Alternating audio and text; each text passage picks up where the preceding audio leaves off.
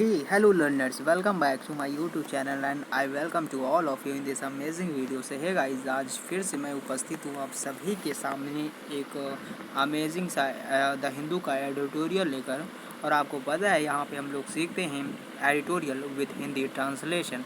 तो आइए बिना देरी किए हुए वीडियो को शुरू करते हैं। तो जैसा कि आप यहाँ पे देख पा रहे होंगे गाइस, यहाँ पे जो टॉपिक दे रखा है आज हिंदू के एडिटोरियल में वो ये है कि फ्यूल टू फायर। इसका यहाँ पे हम लोग मीन्स समझेंगे और ये पूरा एडिटोरियल हम समझने की कोशिश करेंगे वेरी सिंपल वर्ड्स में और सेंटेंसेस में। तो देखिए यहाँ पे कहा जा रहा है कि फ्यूल टू फायर, यानी कि फ्यूल का मतलब होता है ईंधन, आपको पता ही होगा। और फ्यूल किस लिए है? फायर के लिए, यानी कि आग के लिए। तो ऐसा कुछ करके यहाँ पे टॉपिक है। इसका मीन्स मैं आपको बता देता हूँ, यहाँ पे हिंदी वर्जन में साथ लेकर आता हूँ जैसा कि आपको पता है। तो चलिए यहाँ पे मैं आपको बता देता हूँ। यानी कि जो ईंधन है किसके लिए है? आग के लिए है। तो ठीक है, यहाँ पे हम लोग देख सकते हैं ईंधन किसके लिए है? आग के लिए है। चलिए समझते हैं, आगे देखेंगे यहाँ पे। सॉरी दोस्तों, एक्चुअली इस समय मेरी तबीयत ठीक नहीं है, बट मैं फिर भी बना रहा हूँ वीडियो आपके लिए, तो आप प्लीज़ कोऑपरेट विथ मी। सो यहाँ पे आप देख सकते हैं, सबसे पहले हम लोग बात करेंगे यहाँ पे the focus must be on Russia ending the war and not an expanding NATO. इसका मतलब ये होता है कि द फोकस मस्ट बी, यानी कि जो फोकस है वो मस्ट बी होना ही चाहिए। आपको पता है मस्ट बी, जहाँ भी मस्ट बी साथ में लगाते हैं इसका मतलब होता है कोई चीज़ कंपल्सन होती है, यानी कि उसको करना ही चाहिए। एक मॉडल है, आपको पता होगा। ऑन, तो किस पे फोकस किया जाना चाहिए यहाँ पे? ऑन यानी किस पर? यानी कि रसिया, किस चीज़ पर? तो Russia ending the war and not an expanding NATO. इसका मतलब रसिया को वॉर को एंडिंग करने पर फोकस करना चाहिए, यानी ख़त्म करने पर फोकस करना चाहिए, ना कि नाटो को एक्सपैंड करना चाहिए। ठीक है, तो ऐसा कुछ करके यहाँ पे सब टॉपिक आज के एडिटोरियल में दिया गया है। आइए मैं आपको हिंदी भी दिखा देता हूँ। यहाँ पे कहा जा रहा है ध्यान रूस पर युद्ध समाप्त करने पर होना चाहिए। ठीक है, यानी कि जो रूस का ध्यान है उसको युद्ध समाप्त करने पर होना चाहिए, ना कि नाटो के विस्तार पे। तो ऐसा कुछ करके यहाँ पे दिया गया। सो आगे देखते हैं। अब यहाँ पे हम लोग समझेंगे, कहा जा रहा है कि Russia invaded Ukraine on February 24 apparently to stop NATO's further expansion into its neighbourhood. तो क्या मतलब हुआ? Russia invaded Ukraine on February 24 apparently to stop NATO further expansion into its neighbourhood. क्या मतलब निकला इसका? आइए मैं आपको बता देता हूँ। कहा जा रहा है कि नाटो के अपने पड़ोस में और विस्तार को रोकने के लिए यहाँ पे जो रसिया है उसने 24 फरवरी को यूक्रेन पर आक्रमण किया। ऐसा कुछ करके यहाँ पे बताया जा रहा है। फिर आगे क्या है? आगे यहाँ से बताया जा रहा है कि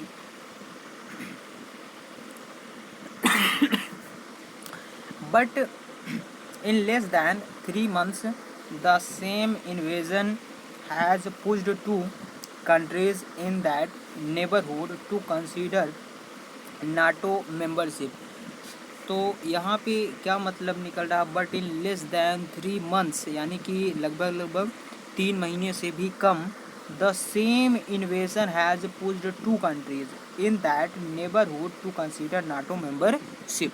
इसका सिंपल सा मतलब यहाँ पे ये है, कहा जा रहा है कि लेकिन 3 महीने से भी कम समय में उसी आक्रमण ने उस पड़ोस के 2 देशों को नाटो सदस्यता पर विचार करने के लिए प्रेरित किया हुआ है। ऐसा यहाँ पे बताया जा रहा है।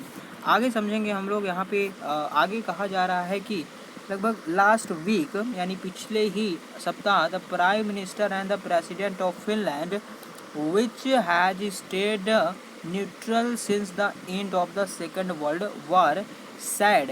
क्या कहा उन्होंने? They have hoped their country would apply for NATO membership.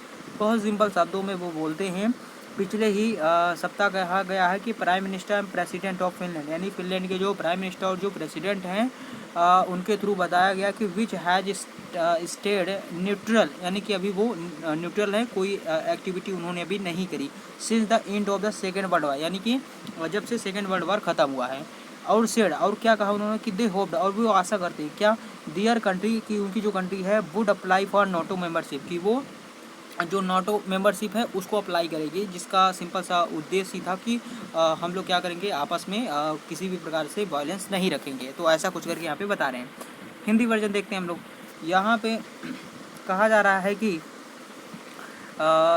ठीक है, हाँ, पिछले हफ्ते द्वितीय विश्व युद्ध की समाप्ति के बाद से तटस्थ रहने वाले फिनलैंड के प्रधानमंत्री और राष्ट्रपति ने कहा कि उन्हें उम्मीद है कि उनका देश बिना देरी के नाटो सदस्यता के लिए आवेदन करेगा। तो ऐसा कुछ करके यहाँ पे बताया जा रहा है। अब चलिए थोड़ा आगे हम लोग देख लेते हैं, यहाँ से समझेंगे। कहा जा रहा है कि मेंबर्स, हाँ, without delay Sweden, which has stayed out of military alliance for 200 years, stated that NATO membership would strengthen its national security and stability in the Baltic and Nordic regions. इसका क्या मतलब हुआ, तो देखिए यहाँ से समझेंगे। स्वीडन यानी कि स्वीडन एक कंट्री है, विच हैज स्टेट, जो कि अभी स्टेट है, रुकी हुई है, out of military alliance for 200 years, लगभग 200 वर्षों से। State that NATO membership would strengthen it's national security, जो कि नाटो की मेंबरशिप होने के कारण जो ये कंट्री है इसको नेशनल सिक्योरिटी मिली हुई है through NATO, and stability in the Baltic and Nordic region, और इसको ये जो नॉर्डिक और जो बाल्टिक रीजन है उसमें इनको सिक्योरिटी के साथ साथ स्टेबिलिटी भी मिली हुई है। हिंदी वर्जन देखते हैं। यहाँ पे कहा जा रहा है कि स्वीडन, जो 200 वर्षों से सैन्य गठबंधनों से बाहर रहा है, ने कहा कि नाटो की सदस्यता बाल्टिक और नॉर्डिक क्षेत्रों में अपनी राष्ट्रीय सुरक्षा और स्थिरता को मजबूत करेगी। ऐसा कुछ उन्होंने यहाँ पे बताया। आगे चलते हैं। अब इसके बाद हम लोग यहाँ से समझेंगे, if these two countries now formally apply for membership, it would be the biggest strategic setback for Russian President Vladimir Putin, whose most important foreign policy focus has been on weakening NATO। क्या मतलब हुआ, बहुत ही simple तरीके से यहाँ पे बताया जा रहा है कि दो कंट्रियाँ नाउ फॉर्मली अप्लाई, यानी कि दो कंट्रियाँ जो कि अब नाटो की मेंबरशिप के लिए अप्लाई करेंगे। It would be the biggest strategic, ये एक बहुत बड़ी स्ट्रैटेजिक होगी, setback for the Russian president, यानी कि रशिया के जो प्रेसिडेंट हों उनके लिए एक बहुत ही बड़ी स्ट्रैटेजिक, बिगेस्ट स्ट्रैटेजिक हो सकती है। Putin whose most important for region policy, मतलब वो बताते हैं कि ये जो फॉरेन पॉलिसी है इसके लिए एक बहुत ही महत्वपूर्ण, एक प्रकार से कह सकते हैं ये डिसीजन हो सकता है। Has been on weakening NATO, यानी कि यहाँ पे नाटो के लिए बताया जा रहा है। तो मैं आपको थोड़ा हिंदी वर्जन भी दिखा देता हूँ। यहाँ पे कहा गया कि यदि ये दोनों देश अब औपचारिक रूप से सदस्यता के लिए आवेदन करते हैं तो यह रूसी राष्ट्रपति व्लादिमीर पुतिन के लिए सबसे बड़ा रणनीतिक झटका होगा, जिनकी सबसे महत्वपूर्ण विदेश नीति नाटो को कमज़ोर करने पर केंद्रित रही है। तो मतलब ऐसा कुछ करके यहाँ पे बताया जा रहा है कि जो व्लादिमीर पुतिन हैं रशिया के राष्ट्रपति, वो मतलब ऐसा कहा जा रहा है कि वो हमेशा से नाटो को कमज़ोर करने के लिए हमेशा आगे रहते थे। तो इससे उनके इस प्रकार से जो राजनीतिक एक प्रकार से आप कह सकते हैं उनको झटका मिलेगा कि दोनों ही कंट्रियाँ आके इसकी मेंबरशिप को लेने वाली हैं। अब आगे देखेंगे हम लोग। यहाँ पे कहा जा रहा है कि particularly alarming for Russia is the case of Finland which it has hostile past. क्या मतलब निकला इसका मतलब सिंपल सा यहाँ पे ये है, कहा जा रहा है कि यहाँ पे रूस के लिए विशेष रूप से चिंताजनक फिनलैंड का मामला है, जिसके साथ उसका शत्रुतापूर्वक अतीत रहा है। मतलब यहाँ पे रूस के लिए कहा जा रहा है कि चिंता की बात ये है कि जो फिनलैंड का मामला है, क्योंकि फिनलैंड भी यहाँ पे क्या कर रहा है, मेंबरशिप ले रहा है नाटो का, जिसके साथ उसका शत्रुतापूर्वक व्यवहार रहा है अतीत में, यानी कि पहले की बात है कि इनके जो रिलेशन रहे हैं दोनों ही कंट्रियों के बीच में वो अच्छे नहीं रहे हैं। आगे समझेंगे। अब यहाँ पे कहते हैं वो कि Stalin invaded Finland in 1939 demanding more territories, though the Red Army struggled in the initial phase of the war, it forced Finland to sign the Moscow Peace Treaty। Ceding some 9% of its territory. देखो बहुत simple है, Stalin इन्वाइडेड, मतलब यहाँ पे बताया जा रहा है कि 1939 में मतलब जब ये झगड़ा हो रहा था तो डिमांड करी गई थी कि टेरिटरी को बढ़ाया जाए, तो ऐसा कुछ करके यहाँ पे बताया जा रहा है। चलिए मैं आपको बता देता हूँ कि ये क्या कहना चाह रहे हैं। यहाँ पे कहा जा रहा है कि 1939 में स्टालिन ने अधिक क्षेत्रों की मांग करते हुए फिनलैंड पर आक्रमण किया। हालांकि लाल सेना ने युद्ध के प्रारंभिक चरण में संघर्ष किया, लेकिन उसने फिनलैंड को मॉस्को शांति संधि पर हस्ताक्षर करने के लिए मजबूर किया। इसके लगभग 9% क्षेत्र को छोड़ दिया। ऐसा कुछ करके यहाँ पे बताया गया है। आगे चलते हैं। Now next, but a year later, कुछ वर्षों बाद, the Finns in an alliance with the German Nazis attack the Soviet troops. Peace was establish along the 1340 kilometre Finnish Russian border after the Nazis were defeated in the second world war. तो यहाँ से देखेंगे हम लोग क्या ये कहने की कोशिश कर रहे हैं। तो यहाँ पे बताया जा रहा है, लेकिन एक साल बाद जर्मन नाजियों के साथ गठबंधन में फिन्स ने सोवियत सैनिकों पर हमला किया। द्वितीय विश्व युद्ध में नाजियों की हार के बाद 1340 किलोमीटर लंबी फिनिश रूसी सीमा पर शांति स्थापित की गई थी। अब ऐसा प्रतीत होता है कि यूक्रेन ने फिनलैंड और स्वीडन की सुरक्षा चिंताओं को दूर कर दिया है। मतलब ऐसा अब लग रहा है कि जो ये यूक्रेन ने फिनलैंड और स्वीडन की जो सुरक्षा चिंता है उसको दूर कर दिया है। इसको यहाँ पे लिखा हुआ है, आप देख सकते हैं। कहा जा रहा है कि नाउ, जस्ट अ मिनट, हाँ यहाँ से आप देख सकते हैं। कहा जा रहा है कि कहाँ गया, एक मिनट,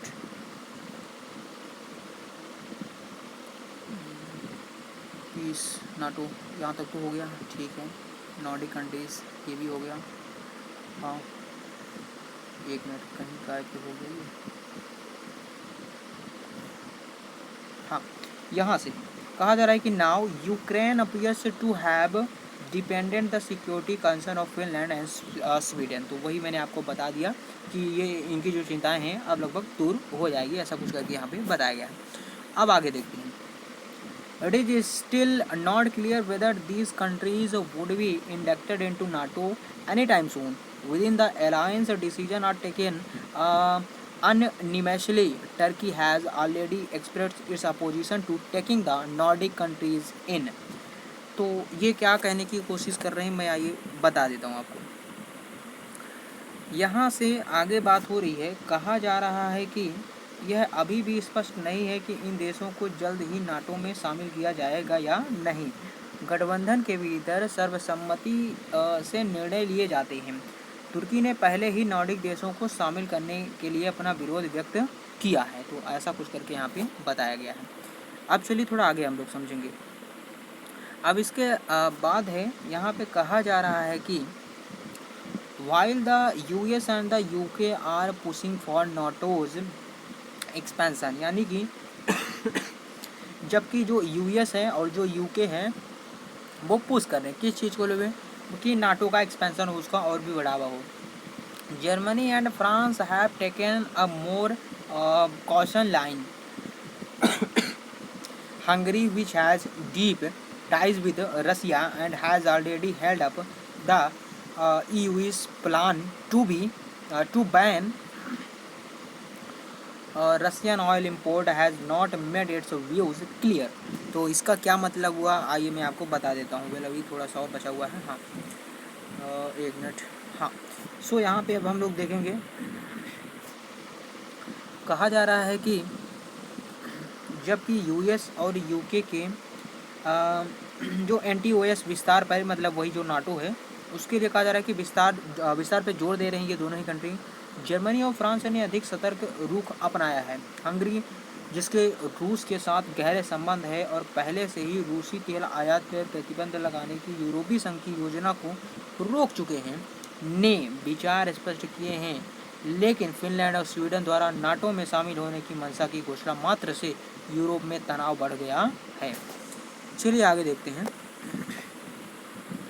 अब इसके अलावा यहाँ से समझेंगे, वही मैंने आपको बताया, but the mere declaration of intent by Finland and Sweden to join NATO has sent tension in Europe sorry, ठीक है। तो मतलब ये जो दोनों कंट्रियां हैं नाटो में जुड़ रही, तो इससे यूरोप में एक प्रकार से टेंशन बन गया है। With Russia threatening military and technical relation. Now यहाँ पे बात हो रही कि normatively speaking Finland and Sweden are sovereign countries and free to take decision on joining any alliance.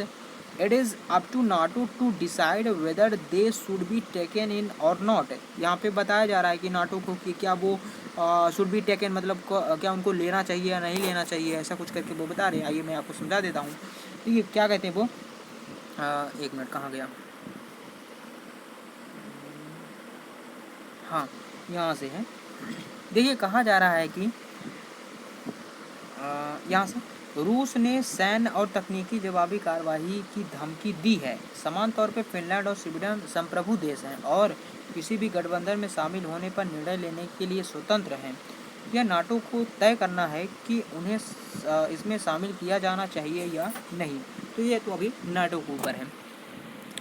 अब चलिए थोड़ा आगे देखते हैं। आगे यहाँ पे बताया जा रहा है, हाँ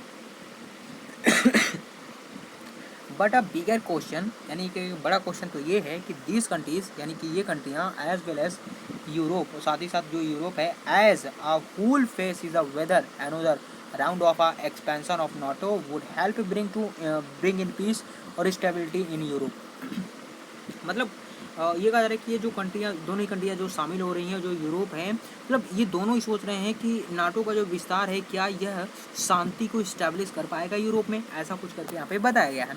पार्टिकुलरली मुख्यतः एट अ टाइम, उस समय when the continent is facing a pre first world war type security competition, जबकि इस टाइम पे जो फर्स्ट आप कह सकते हैं वर्ल्ड वार का एक प्रकार सा जो प्रभाव है उसको उस सिक्योरिटी को कंपटीशन कर रहा। तो इस टाइम पे क्या नाटो का एक्सपेंशन होना ज़रूरी है, क्या होना चाहिए, ऐसा कुछ करके यहाँ पे बताया जा रहा है।